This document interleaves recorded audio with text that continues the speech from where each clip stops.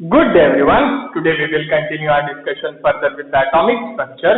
So in the last class we were talking about Bohr model for hydrogen atom and we have discussed some important points related to Bohr model for hydrogen atom. So if you have not seen the previous lecture, I will add the link in the description. आप वहां से जाके देख सकते हैं.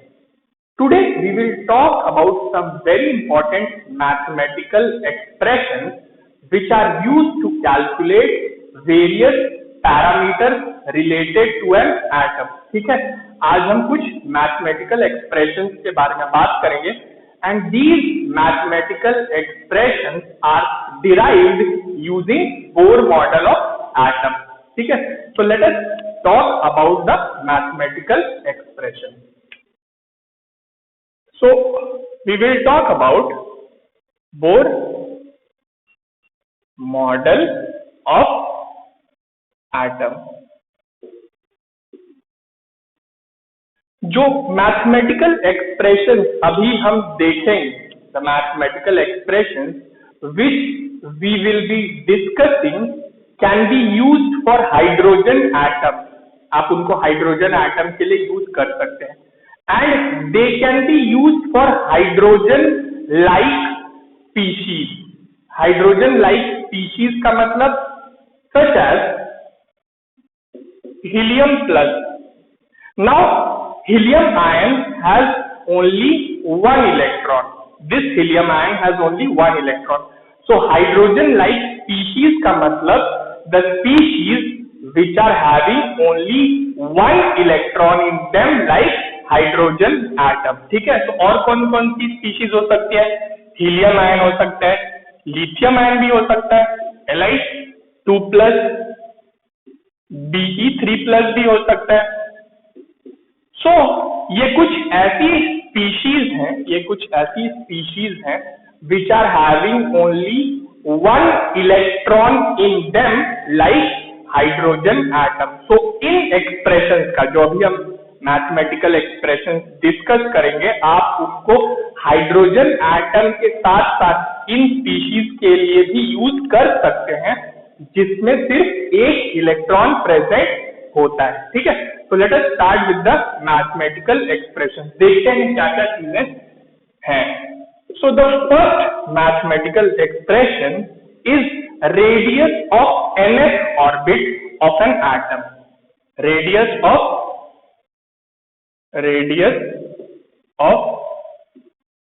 nth orbit. nth orbit का मतलब first orbit, second orbit, third orbit, किस ऑर्बिट का रेडियस आप कैलकुलेट करना चाह रहे हैं. सो एक एटम में न्यूक्लियस के अराउंड बहुत सारे ऑर्बिट प्रेजेंट होते हैं and if you have to calculate radius of a particular orbit, किसी एक particular orbit का radius calculate करना है, such as first orbit का calculate करना है या second orbit का calculate करना है या third orbit का radius calculate करना है, then we can use this formula and the formula is radius of nth orbit is given as 0.529 n square by z angstrom. ठीक है, radius of nth orbit is given as 0.529 n square by z angstrom. So जो radius की unit है that is angstrom and ये n और z क्या है? What is this n and z? n is the number of orbit. कौन सी orbit का रेडियस आप कैलकुलेट करना चाह रहे हैं? आप फर्स्ट ऑर्बिट का रेडियस कैलकुलेट करना चाह रहे हैं, आप n की वैल्यू 1 पुट करेंगे. आप सेकेंड ऑर्बिट का रेडियस कैलकुलेट करना चाह रहे हैं, आप n की वैल्यू 2 पुट करेंगे. थर्ड ऑर्बिट का रेडियस कैलकुलेट करना चाह रहे हैं, n की वैल्यू 3 पुट करेंगे. And what is this z? z is the atomic number. ठीक है, z is the atomic number. So जिस एलिमेंट का एटम होगा उसका एटॉमिक नंबर हम पुट करेंगे. तो इस तरह से आप किसी भी nth ऑर्बिट का रेडियस कैलकुलेट कर सकते हैं एक एटम में.